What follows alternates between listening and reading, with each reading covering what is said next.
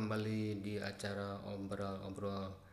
Hari ini kita akan mengobrol santai, membahas santai tentang kasus yang sedang marak-maraknya dibicarakan, baik di media online maupun di televisi.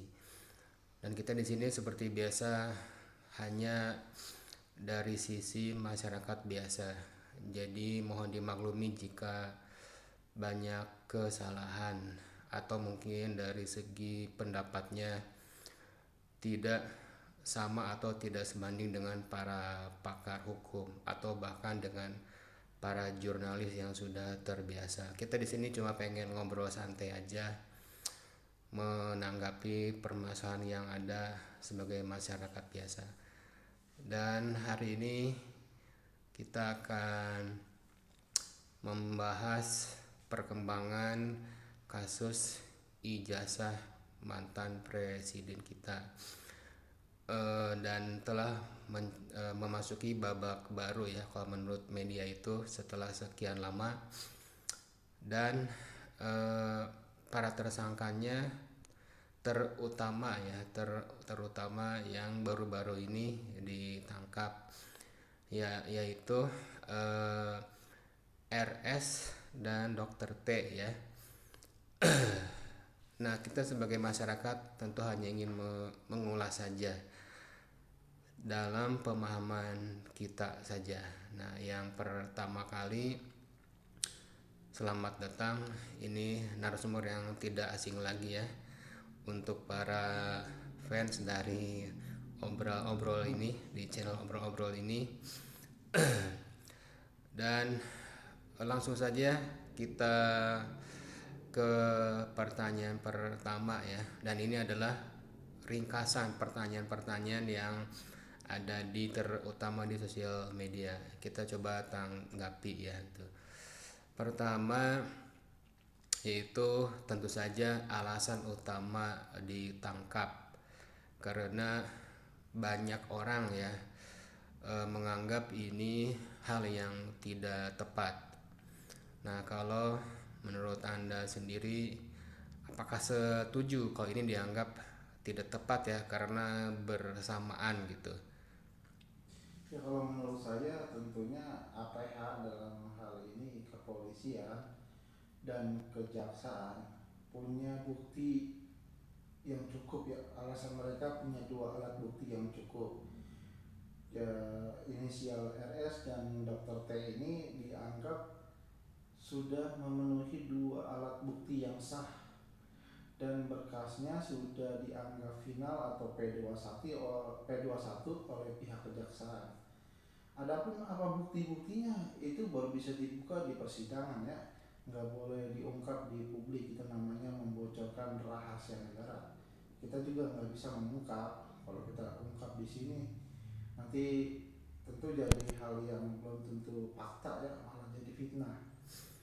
Nah, ada untuk prosesnya, kita tunggu ini dalam persidangan nanti akan terungkap ya, apakah kasus ijazah ini benar-benar asli atau palsu, dan akan terungkap mungkin ini disebut episode terakhir kali ya, gitu aja kali. Oke, jadi bagi para pemirsa ya, poinnya di sini adalah bahwa ada hal-hal yang memang kita tidak bisa ungkap secara eksplisit ya karena ranahnya ranah di pengadilan ya.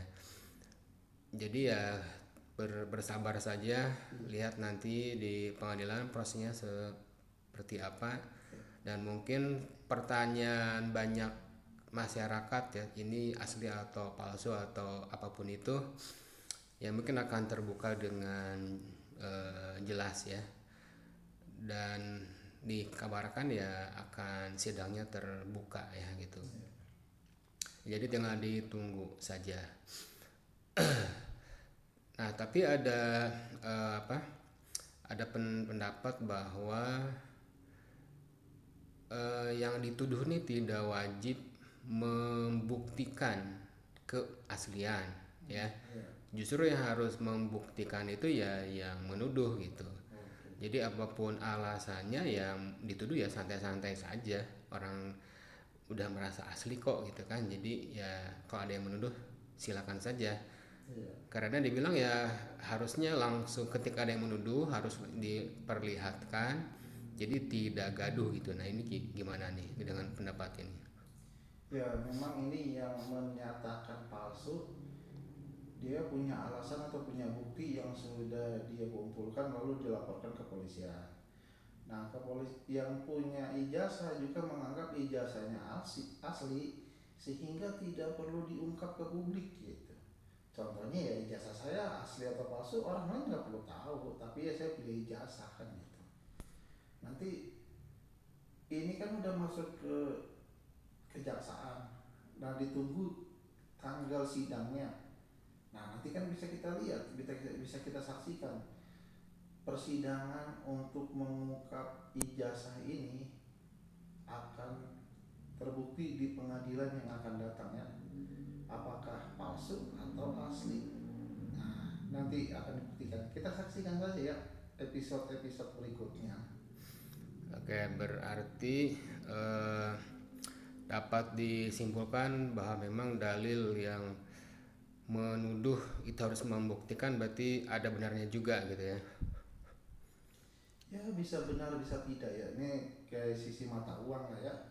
Ada yang bilang angka, ada yang bilang gambar. Tapi intinya ini akan masuk ke persidangan dan akan disitulah dibuktikan lah ya. Tapi kalau misalnya ada lagi yang berpendapat ya, ini kan mantan pejabat publik, jadi Iya, sudah milik publik lah. iya, Jadi harus beda gitu perlakuannya. Nah, ya karena memang mantan, apalagi mantan orang nomor satu ya, iya. jadi sudah selayaknya biar nggak gaduh ya harusnya langsung aja diliatin apa susahnya sih cuma ngeliatin aja gitu. Nah itu gimana tuh? Ya, tentu beliau sebagai mantan presiden Indonesia yang ketujuh punya alasan sendiri ya mengapa tidak mengungkap ke publik. Dan itu haknya. Jadi apapun yang terjadi kita tunggu saja lah di persidangan ya. Karena memang prosedurnya seperti itu. Oke. Kemudian bila ada mungkin ini bukan pertanyaan ya, Ya, tapi dugaan lah. Ada yang menduga ya bahwa penangkapan apa RS dan Dokter T ini diduga ya, ada intervensi, makanya bisa ditangkap bersamaan. ya. Tapi ya sebetulnya tidak jelas juga sih dugaan ini ya, yang intervensi itu pihak mana gitu kan. Iya. Nah ini gosip aja apa hoax apa gimana ini ya? Ya, itu seperti ijazah sekarang, itu kan ingin dibuktikan asli atau palsu.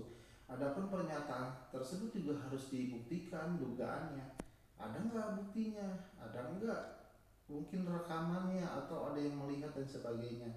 Jadi semua masih dalam bentuk dugaan-dugaan yang tanpa dasar sepertinya.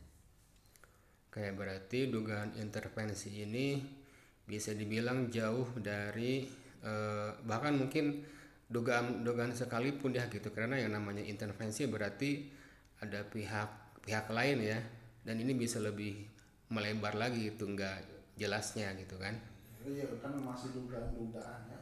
Tentu tapi dalam dunia politik ya kemungkinan-kemungkinan itu selalu ada, cuman harus dibuktikan itu aja. Oke baik, ini yang terakhir ya. Eh, Banyak masyarakat yang meyakini lah gitu ya. Ya, Tentunya tidak semua orang juga ingin berkomentar tentang ini, tapi ya masyarakat itu berpendapat ya kalau sekelas UGM ya, iya, maka ya dianggap sangat kredibel untuk menyatakan bahwa ya itu memang asli. Jadi kalau misalnya ada tuduhan palsu misalnya ya, iya. kemudian apalagi terhadap lembaga yang kredibel seperti UGM ini, apakah itu beralasan atau hal yang mungkin bisa dianggap konyol gitu atau gimana gitu ya terhadap lembaga sekredibel UGM gitu. Ya UGM tentu sebagai kampus yang ternama ya Indonesia khususnya juga dunia udah dikenal ya. kredibilitasnya selama ini teruji dan terjaga ya. Meskipun ada kontroversi lah dari mantan mahasiswanya atau mantan lainnya lah ya. Ya, tapi sampai saat ini UGM masih jadi kampus favorit lah pilihan masyarakat Indonesia ya, yang lulusan-lulusan SMA atau SMK yang ingin lanjut kuliah, UGM tetap jadi tempat yang favorit. Nah, ini bakal menjadi pembahasan yang sangat menarik di masa depan ya. Dan UGM ini juga ya kan banyak jurusan ya, banyak juga bidang-bidang lainnya ya, bukan hanya bidang politik, ada juga bidang hukum dan ada lain sebagainya sepertinya. Oke, baik. Terima kasih atas ulasannya kepada para penonton. Semoga yang kita bahas hari ini bisa bermanfaat. Kita tidak ada di pihak manapun juga, karena kami pun di sini sebagai masyarakat juga, kami juga menunggu ya, sebetulnya kasus ini tuh akan seperti apa ya gitu. Jadi anggap saja ini salah satu kontribusi dari kita. Oke, terima kasih untuk semua. Dan jangan lupa di subscribe, di like dan share ya. Terima kasih juga untuk Mr. narasumber kita ya. Yang ingin berdiskusi dengan kita silakan di DM saja. Oke, terima kasih.